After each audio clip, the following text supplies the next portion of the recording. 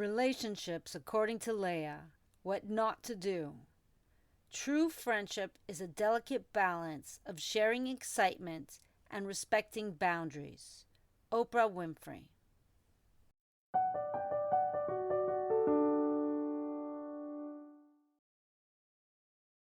(1994). Our group took many trips into the Sinai.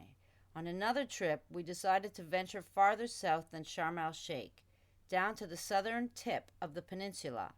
Instead of diving from the shore, we rented a boat to explore less traveled and untouched reefs, only accessible by boat. We negotiated with a local fisherman to take the 10 of us for 2 nights.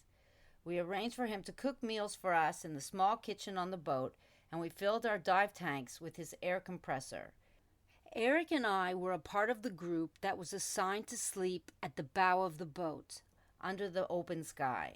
The first night of that trip, I was so impressed by the night stars that I couldn't sleep. "Erik, are you asleep?" I nudged him. "Look at the stars. You can see the Milky Way." I giggled, and the others in our sleeping group sat up to see what I was pointing to. The night sky in the middle of the Red Sea isn't something we usually look at, and my love for new experiences got me overly excited. Erik sat up, and we went downstairs to tell the others, who were sleeping comfortably inside the cabin. "Hey guys, have you seen the sky?" I asked enthusiastically. "It's 3 a.m, we don't want to get up," they responded, but I was too giddy to settle down. "It is so beautiful," I answered, ignoring them. "Shut up already. It's the middle of the night," they yelled at us.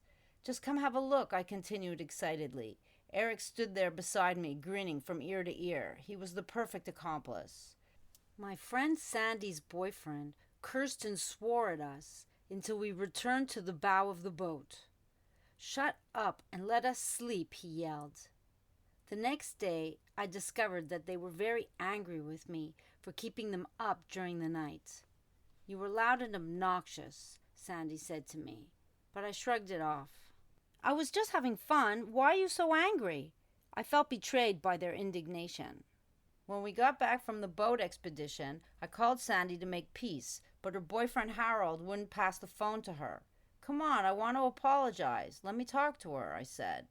But apparently she was just as angry as Harold. "You didn't listen to us. You didn't take our feelings into consideration. All that was important to you was what you wanted," she said to me. "I was just excited, and I wanted to share it with you," I answered back nervously. "Now Harold doesn't like you. He says you're not a good friend. You don't care about anyone but yourself," she said. "Come on, we've been friends since kindergarten. Don't be like that," I pleaded. "No, now it's too complicated to be your friend. Don't call me ever again. Bye." And she hung up.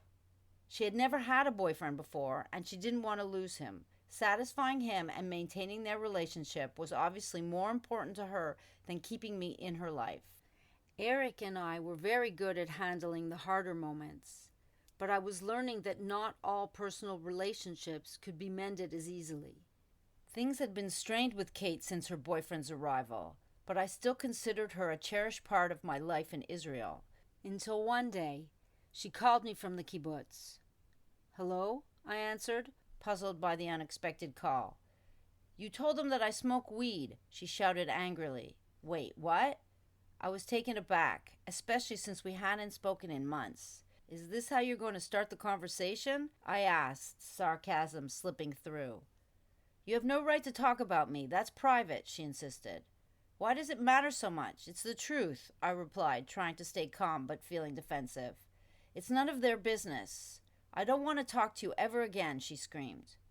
"Well, we haven't really been talking much anyway," I shot back, feeling the finality of her words. "How's the boyfriend these days?" I added cynically, but she hung up before I could finish. Kate, naturally reserved, saw this breach of privacy as the end of our friendship. I hung up, somewhat stunned by her reaction. As I reflected, I realized our relationship had already been strained since she returned to the kibbutz with her boyfriend. "I don't need her friendship anyway," I told myself defiantly, but the pain and confusion over the sudden end of our bond lingered. I missed the connection we once had. I noticed a pattern. Some people could handle my enthusiasm while others couldn't. I had to learn how to temper my excitement and respect other people's boundaries in order to avoid overwhelming them.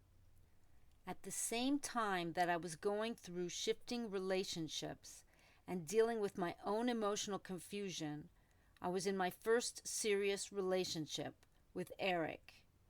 This revealed new dimensions of intimacy. We had a lot of fun in our shared activities, and we felt supported by each other.